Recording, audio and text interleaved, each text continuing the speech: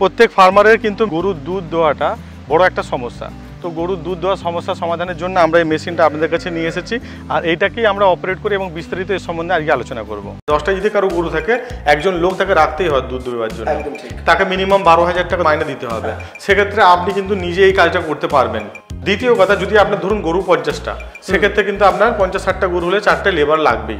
4জন labour minimum 40,000 টাকা মাইনে দিয়ে আপনাকে রাখতে হচ্ছে। আপনি যদি একটা লেবার রাখেন, ওই কিন্তু 40-50টা গরু কিন্তু সে একাই হ্যান্ডেল করতে পারবে।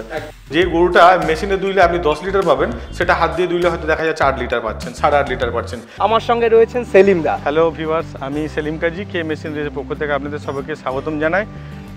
আজকে আমরা আপনাদের কাছে নিয়ে এসেছি মিল্কিং মেশিন।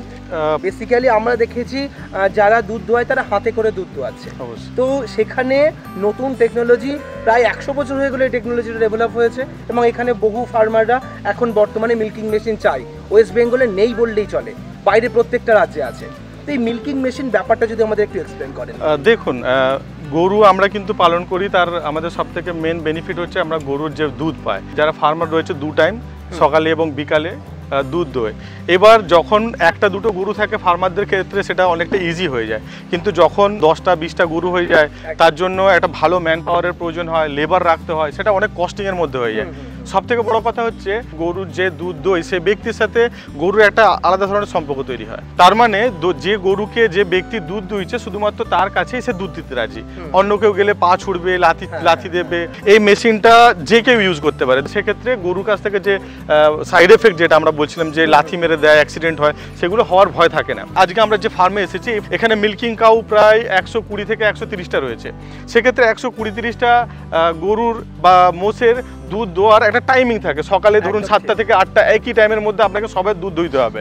যদি এই টাইমটা আপনি না মেনটেন করতে পারেন, ধরুন আপনি 10টা, 20টা, 30টা করতে করতে দুপুর হয়ে গেল, সেক্ষেত্রে কিন্তু গরুর ক্ষেত্রে এই মিল্কিং এর সমস্যাটা দেখা যায়। আপনাকে দুধ দিতে চাইবে না, আস্তে আস্তে দুধের রেশিও কমতে থাকবে।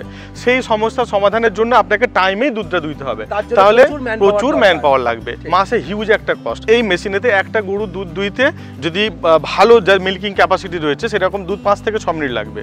আর সেটা যদি আপনার মহিষ হয়, এর থেকে আর 1-2 মিনিট সময় বেশি লাগতে পারে। আচ্ছা, তাহলে আপনাদের এখান থেকে যদি কেউ এরকম মিল্কিং মেশিন পারচেজ করতে চাই, তো তার জন্য কত রকম ভ্যারাইটির মেশিন পাবে তারা?